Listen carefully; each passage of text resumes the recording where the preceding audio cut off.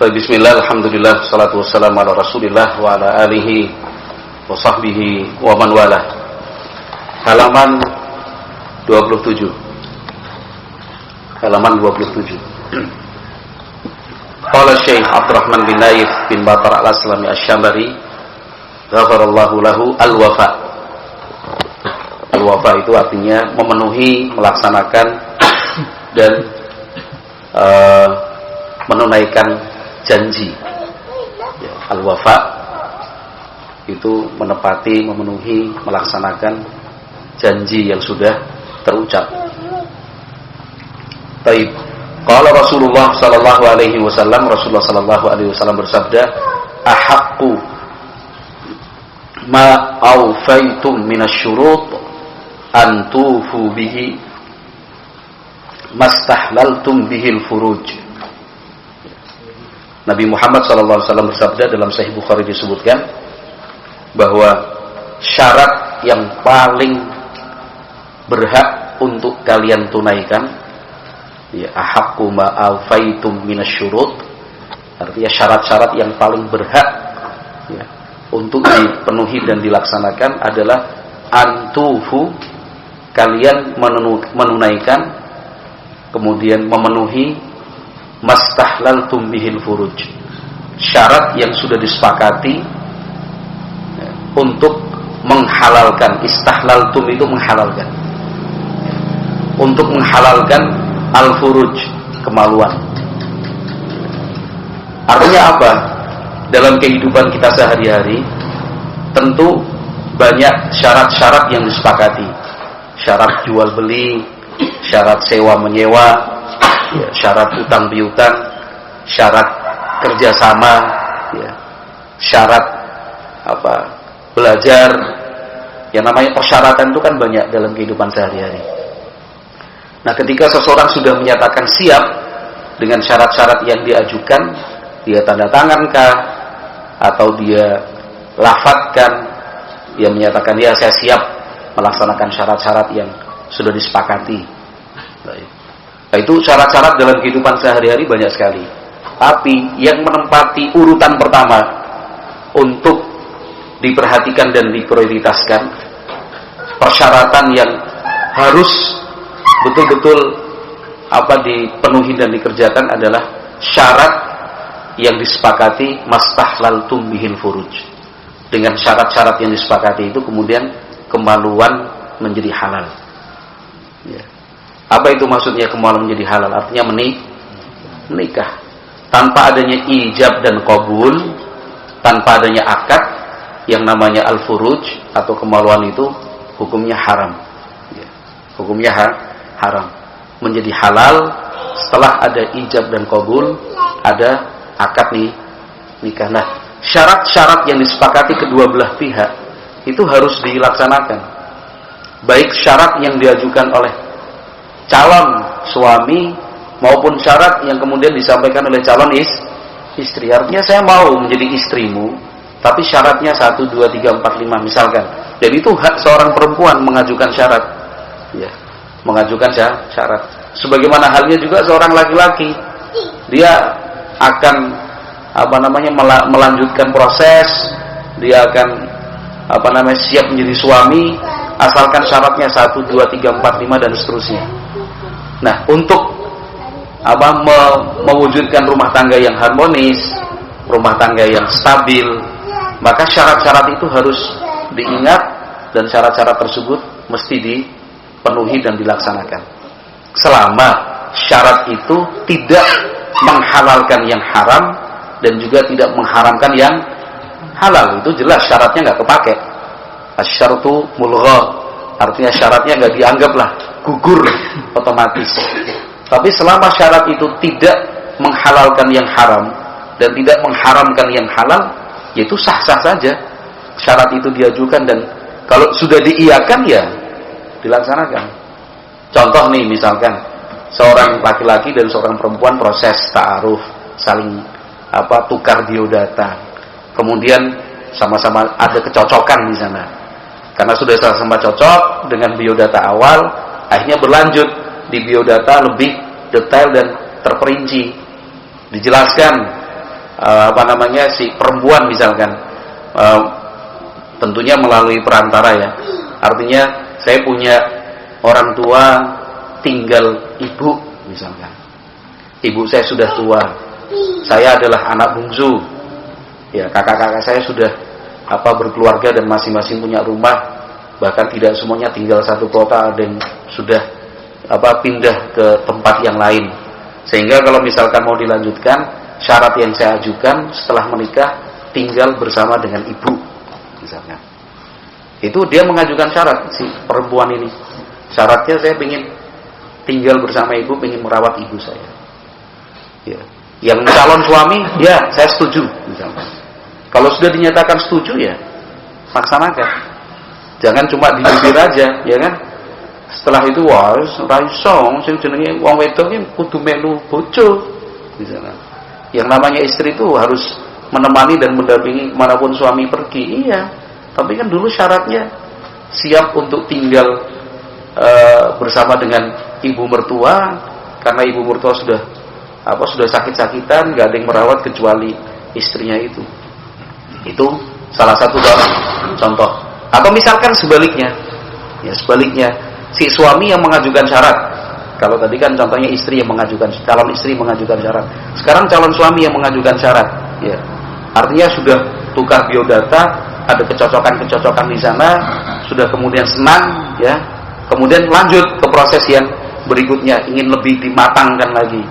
Di situ suami mengajukan syarat, calon suami ya, mengajukan syarat, kita akan lanjut asalkan nanti setelah menikah kamu harus ikut saya. Karena saya kerja misalkan di Kalimantan. Ya, saya kerja di perusahaan tambang. Di sana saya sudah punya rumah, ya sudah ada tanah. Nanti setelah menikah kamu harus siap ikut saya ke sana mendampingi sebagai seorang istri lah layaknya bagaimana. Ternyata si istri, calon istrinya mengiyakan, atau mungkin sebelum mengiyakan cari informasi dulu, ya kan, Kalimantannya mana, kan itu. Misalkan boleh saya lihat foto rumahnya, boleh saya tahu kondisi perumahannya, boleh saya tahu adat istiadat atau kultur di perumahan tersebut. Oh ya, di perumahan kami semuanya adalah katakan staff, ya, dari manajer sampai staff manajer, kemudian kehidupannya begini-begini segala macam. Oh sudah, dia ACC dia oke. Syarat itu dia penuhi, syarat itu dia setujui. Ya udah, ketika setelah menikah jangan ada alasan lagi, ikuti suaminya. Ya, ikuti suaminya, karena seorang muslim dan muslimah itu harus tepat janji. Ya, harus punya sifat wafa. Wafa itu apa? Siap memenuhi dan melaksanakan janji, baik yang terucap dengan lisan maupun yang dalam bentuk tulisan. Itu beberapa contoh saja. Baik, dan juga syarat-syarat yang lain. Baik, qala al-Hafidz Ibnu al-Mulaqqin Asy-Syafi'i rahimahullah. Al-Hafidz Ibnu al-Mulaqqin Asy-Syafi'i rahimahullah. Misalkan contoh yang lain, ini yang sering terjadi ya. Syaratnya misalkan nanti setelah menikah ikut ta'awun di sini, ikut mengajar di sini, ya kan? Kamu bisa menikahi anak saya, tapi syaratnya anak saya kamu izinkan untuk ikut ta'awun, ikut mengajar di lembaga pendidikan di sini. Iya Pak, insya Allah saya siap Pak. Nah, gitu. Itu udah terucap, ya udah, jangan diubah-ubah. Ya, kecuali ada kesepakatan baru lain lagi. Ya. Baik, Al-Hafidz Ibnu al-Mulaqqin Asy-Syafi'i rahimahullah mengatakan, amma makna ahaqqus syurut, adapun makna ahaqqus syurut, syarat yang paling berhak, yang paling mesti untuk ditunaikan adalah fayuhtamalu an yakuna maknahu al-muhur. Bisa jadi yang dimaksud itu adalah mahar. Ya. Kan dalam proses menikah itu ada kesepakatan mahar yang akan diberikan, begitu ya. Dan mahar itu pada dasarnya hak siapa? Hak istri, hak perempuan. Maka seorang perempuan berhak untuk menyebutkan dan menentukan mahar apa yang dia inginkan. Saya ingin seperangkat alat sholat, saya ingin kitab tertentu, saya ingin uang cash, saya ingin perhiasan, saya ingin rumah. Syarat maharnya adalah sebidang tanah atau sepasang sapi atau kerbau misalkan. itu sah-sah saja. Nah, ketika seorang laki-laki menyatakan, "Iya, siap. Saya akan penuhi itu permintaan maharnya." Nah, maka kembali kepada hadis Nabi alaihi salatu wasallam, mahar itu harus diberikan, mahar itu harus ditunaikan. Allati ajma'a ahlul ilmi ala anna lizauji al-wafa'a biha. Para ulama sudah ijma', sepakat bahwa suami wajib untuk memenuhi mahar yang sudah disepakati. Nah, tapi pada prakteknya tidak sedikit kasus laki-laki yang tidak bertanggung jawab. Setelah menikah, maharnya juga tidak diberikan. Itu kasusnya banyak sekali ya. Dan gitu. Alhamdulillah kalau di kalangan ahlu sunnah bisa dikatakan kecil atau bahkan mungkin nggak ada. Tapi kalau di tengah-tengah kaum muslimin yang seperti ini banyak sekali. Mereka yang tidak menganggap suci ikatan pernikahan. Ya. Mereka yang cuma berucap janji tapi tidak dipenuhi, itu sangat banyak. Maka nasihat yang sering kita sampaikan, kalau urusan pernikahan dan urusan-urusan lain tentunya, tapi yang kita bicarakan sekarang urusan pernikahan, jangan menggampang-gampangkan. Ya. Jangan menggampang-gampangkan. Harus jelas, harus resmi, ya, harus ada dokumen-dokumennya. Ya, jangan sampai menikah cuma asal-asalan nikah aja, yang penting sah. Nggak bisa seperti itu. Ya. Kenapa? Karena kalau tidak diikat dengan dokumen-dokumen resmi, cenderungnya orang akan menggampangkan. Menggampangkan. Beberapa waktu yang lalu kita bolehlah cerita, karena identitas tentu kita rahasiakan ya. Identitas itu kita rahasiakan tentunya. Ada beberapa waktu yang lalu seorang muslimah konsultasi. Dia kerja di luar negeri, ya kan? Bukan di Indonesia ya maksudnya. Dia kerja di luar negeri, terus ada laki-laki yang menyatakan senang dan ingin menikahinya. Tapi menurut informasi dari laki-laki itu, dia adalah duda cerai. Dia duda dikarenakan cerai. Ya, laki-laki ini ngoyak, kapan. Kan itu. Maunya yang laki-laki nggak usah ngurus surat cerai, ya tinggal nikah aja. Yang penting datang kepada orang yang pantas dan layak untuk dijadikan sebagai penghulu, saksi, kemudian persetujuan wali, semuanya memang inginnya dipenuhi syarat-syaratnya. Tapi untuk urusan surat cerai dari pengadilan nggak bisa katanya. Wong kita di luar negeri, gimana mau ngurusnya? Saya bilang nasihatnya sama. Kalau urusan pernikahan jangan menggampang-gampangkan. Ya. Kalau sudah seperti itu, kalau misalkan ternyata nggak cocok, nggak senang, nggak gampang menceraikannya. Oh nggak ada dokumen pengikat, nggak bisa. Pernikahan itu nggak bisa dijadikan mainan. Pernikahan itu bukan akad sehari 2 hari, sebulan 2 bulan, setahun 2 tahun. Orang kalau sudah menyatakan niat untuk menikah, itu artinya dia harus berpikir panjang bahwa pernikahan ini adalah ikatan yang sifatnya berlangsung lama. Bahkan bukan cuma di dunia, tapi nanti berlanjut di akhirat. Kan harapannya juga sampai di surga. Jadi nggak bisa menggampang-gampangkan seperti itu. Ya, nggak bisa menggampang-gampangkan. Maka di situ kita bisa melihat niat baik dari pemerintah. Ya, kita bisa melihat niat baik dari pemerintah, dalam hal ini Kementerian Agama. Setiap kali ada acara akad nikah kan ditawarkan sighah ta'liq namanya, ya kan? Sighah ta'liq itu yang tercatat di halaman paling belakang buku nikah itu. Ya, kalau kita sih nggak perlu, ya kan? Karena itu juga hak kita membaca ataukah tidak. Tapi kita melihatnya itu sebagai niat baik. Ya. Artinya pemerintah ingin melindungi masyarakat, ingin memberikan kepastian dan memberikan jaminan kenyamanan. Sighah ta'liq itu kan sebuah pernyataan yang diucapkan akan bertanggung jawab, ya kan? Memberikan nafkah dan yang lain-lainnya kepada istri. Karena yang mengucapkan ta'liq ini adalah suami. Kalau misalkan dalam waktu 2 tahun berturut-turut atau berapa lama berturut-turut kewajiban itu tidak ditunaikan, maka bisa diajukan gugat cerai dan seterusnya. Itu sebenarnya untuk melindungi masyarakat. Tapi itu hak kita. Kalau kita sih ya tidak usah membaca, karena memang niatnya sudah bulat, ya kan? Nggak main-main dalam melangsungkan pernikahan. Baik, qala rahimahullah. Wa yuhtamalu an yakuna ma syurita 'ala nakihi fi aqdin nikah. Ada juga kemungkinan arti dan maknanya bahwa hal ini berlaku bukan cuma untuk mahar saja, tetapi an yakuna ma syurita 'ala nakihi.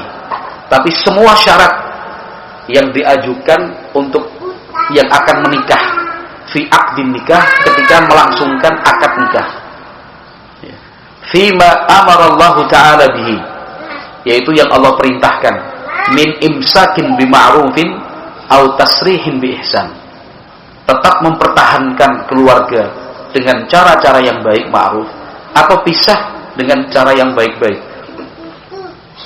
Wa idza ihtamala al-haditsu ma'ani kana ma wafaqa zahiral kitabi was sunnati aula.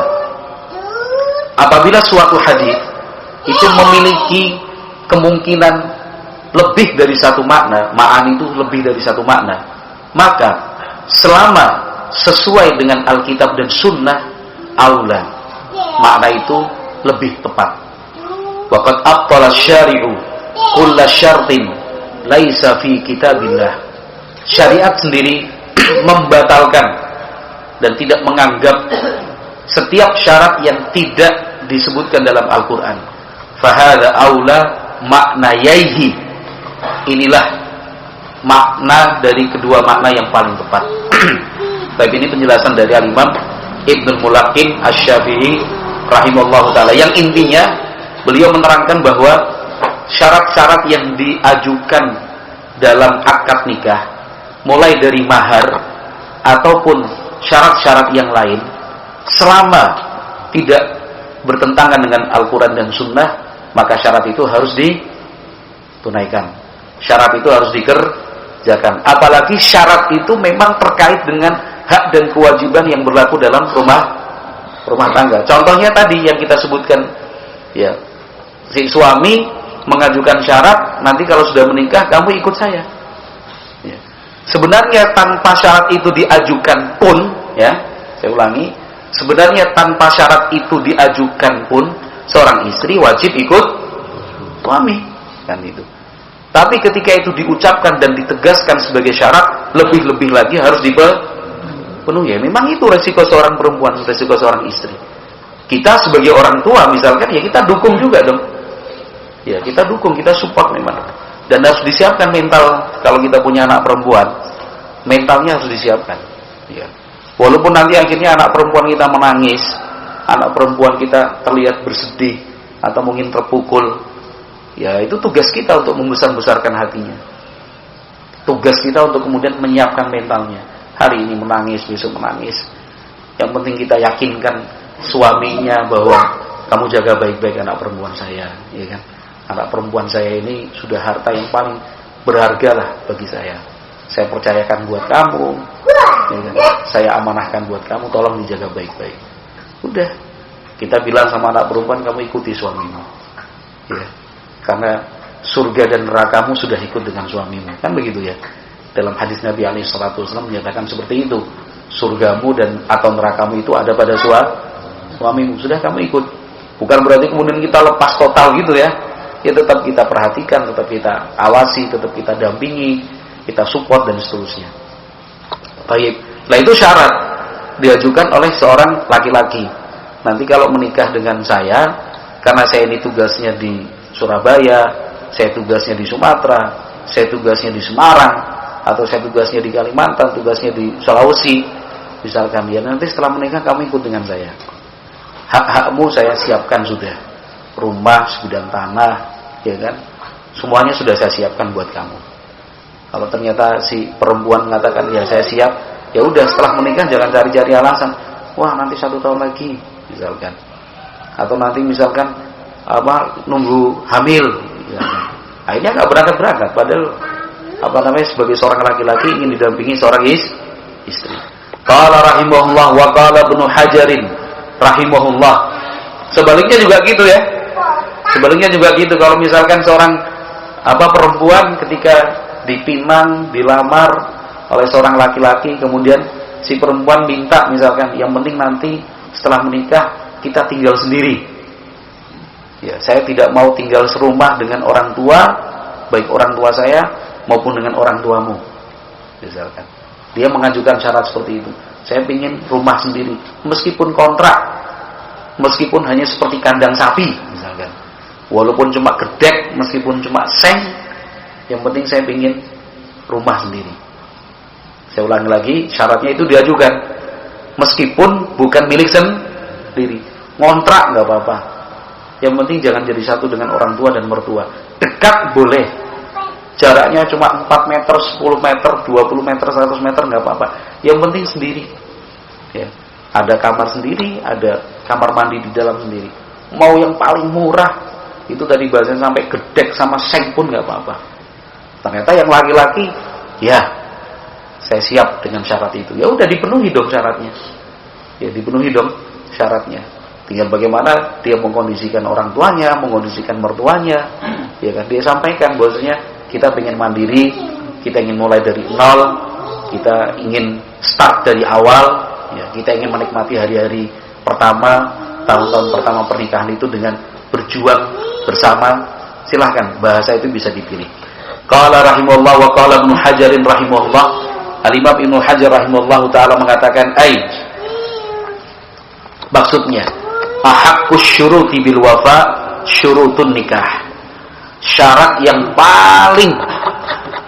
paling harus untuk ditepati dan dipenuhi adalah syarat-syarat yang disepakati dalam pernikahan.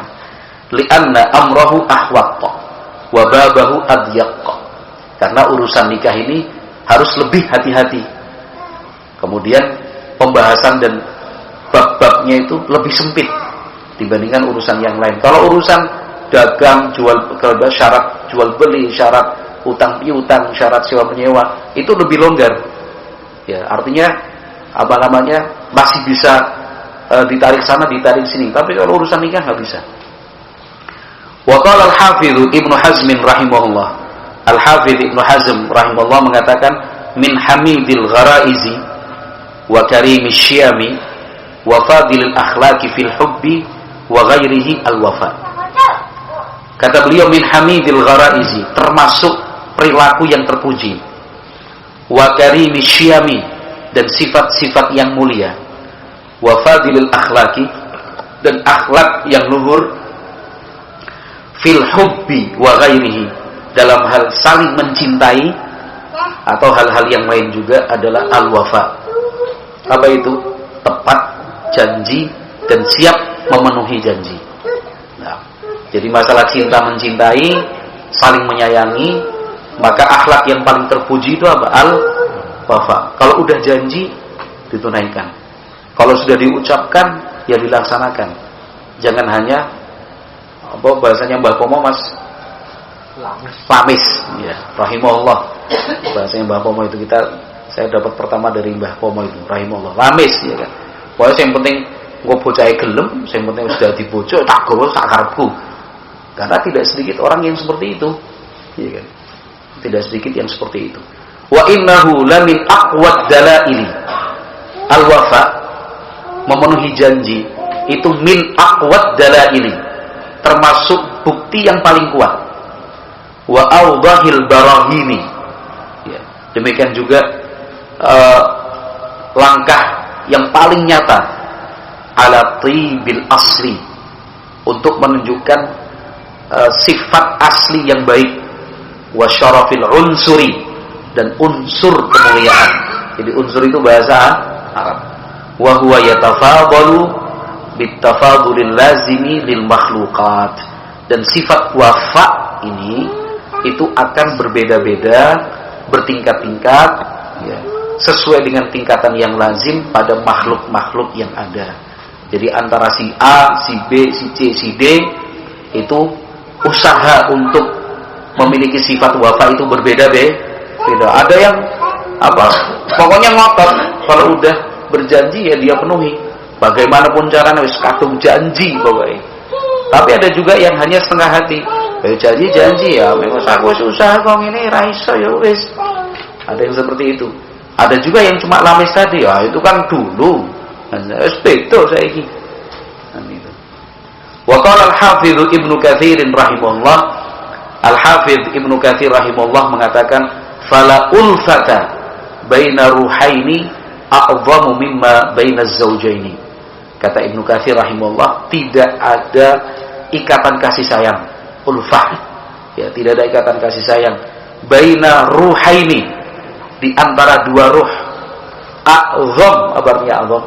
Yang lebih besar, mimma, dibandingkan ikatan baina az-zawjaini, di antara suami istri. Bahkan antara orang tua dan anak pun enggak kalah. Dan buktinya apa?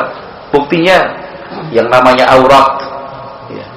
Yang namanya aurat itu hanya boleh dan diizinkan untuk saling melihat antara suami dan istri. Ketika memandikan jenazah, hanya suami yang tidak satu jenis kelamin dengan istri yang boleh memandikan. Orang tua sama anak boleh saling memandikan? Nggak boleh.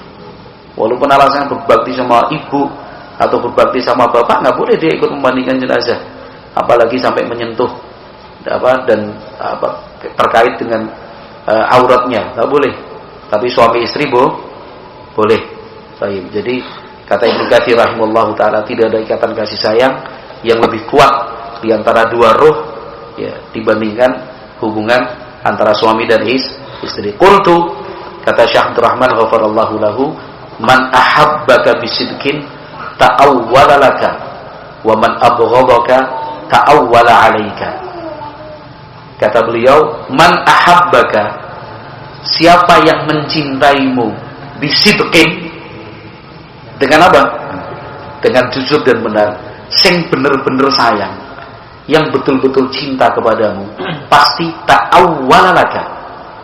Perhatikan huruf jarnya laka, itu pasti akan berpikir yang positif, mencari kemungkinan-kemungkinan yang baik untukmu.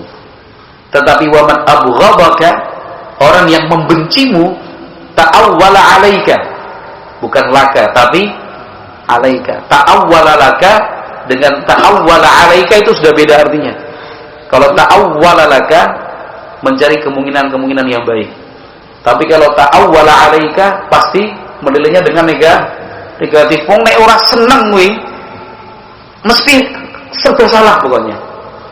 Kalau orang sudah benci, itu semuanya pasti serba negatif. Tapi kalau orang sudah sayang dan cinta, walaupun salah meskipun keliru, tapi pasti berpikirnya positif. Paling ora sengaja aja. Ora mungkin lah. Itu harus rasa itu cinta. Tapi kalau benci, walaupun orangnya itu berbuat baik pun pasti akan dinilai aja. Ayo umuk kayak wong aja, ya kan? Modus ngetrik. Udah. Jelas-jelas dia berbuat baik kok. Kita mana tahu isi hatinya. Tapi nek wis kadung benci itu, udah kadung benci. Kalau kita yang membenci, ya apapun yang dilakukan orang itu kita selalu bilang salah. Sama halnya juga kalau kita jadi objeknya. Kita mau berbuat baik sekalipun tetap dipandang orang jelek. Itu lek senyum lek. Dalam kehidupan rumah tangga begitu. Seorang suami nggak usah lah.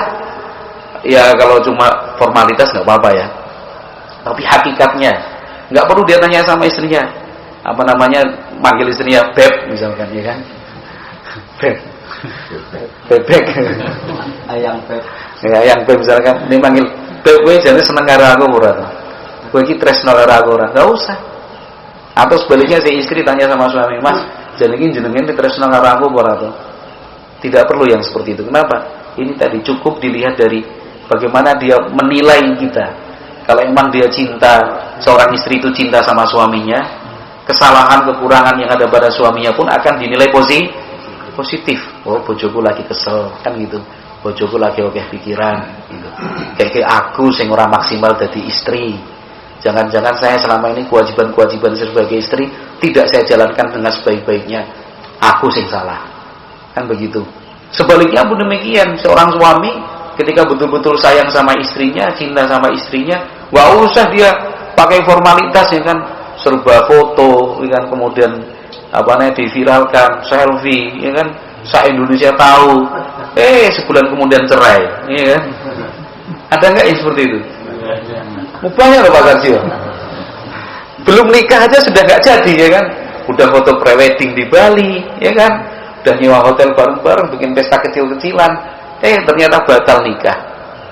Kemudian pakai tulisan, pakai hadiah ini segala macam. Cinta itu tidak diungkapkan dengan cara-cara yang seperti itu.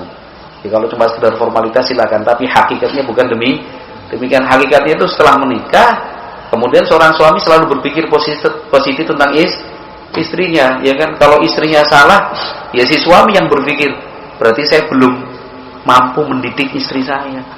Kan itu. Jangan kemudian nyesel. Waduh, jebul iki bojoku ora iso masak, bojoku iki ora iso nyetrika, bojoku kok ngene. Ya jangan disesali. Wah, harusnya berpikir, ini tugas saya mendidik. Tugas saya bagaimana mendampingi dan mengarahkan supaya istri saya bisa melaksanakan tugas-tugasnya dengan baik. Kan begitu. Fal muhibbu daiman yufassiru khutuwatika tijahahu bil khairi wa husnil dhann. Fal muhibbu, orang yang betul-betul cinta, daiman, artinya daiman, akan selalu yufassiru, artinya yufassiru, menafsirkan. Orang yang betul-betul cinta itu akan selalu menafsirkan khutuwatika, langkah-langkahmu, tijahahu, kepadanya, bil khairi wa husnil dhann, dengan kebaikan dan prasangka yang baik, dengan positif dan prasangka yang baik. Amal mubghid, adapun orang yang benci, fa'alal aksi tamaman min dzalik, betul-betul sebaliknya dari hal itu. Jadi kalau orang betul-betul cinta itu akan selalu menafsirkan dengan hal-hal yang baik dan positif. Wah, ini surprise ini. Misalkan suaminya kok ngasih uang belanja kok kurang. Misal ini uang belanja kok kurang, berpikir positif, paling bojoku iki lagi nabung gitu aja sudah. Mengaku ra dikandani, aku tidak dikasih tahu. Sesuk wis akeh ya ujug-ujug aku tukoke omah karo lemah. Dijauh-jauh. Itu cara berpikir yang positif. Jadi padahal yang ngerti nek bojone iki ora mampu gitu aja kan. Sebenarnya penghasilan suaminya juga sedikit, tapi dia berpikir positif seperti itu. Sebaliknya demikian, seorang suami berpikir positif tentang istrinya kan itu. Ini mungkin istri saya mau ngasih surprise ini, ya kan? Kasih sesuatu yang surprise itu apa? Kejutan yang istimewa, kan itu. Baik. Ya semuanya serba dipikir positif dan baik. Itu wallahu a'lam bishawab pembahasan untuk kali ini. Insyaallah besok pagi adalah fiqhul masyair. Ya. Bagaimana kita memahami perasaan. Ya. Al-masyair itu apa artinya? Perasaan fikih. Itu fikih perasaan namanya. Itu besok pagi. Baper. Coba apa Mas itu? Fikih masyair, fiqhul masyair, itu fikih perasaan. Baik. Wallahu a'lam bishawab. Kita cukupkan sekian. Subhanakallahumma wa bihamdika asyhadu an la ilaha illa anta astaghfiruka wa atubu ilaik. Alhamdulillah.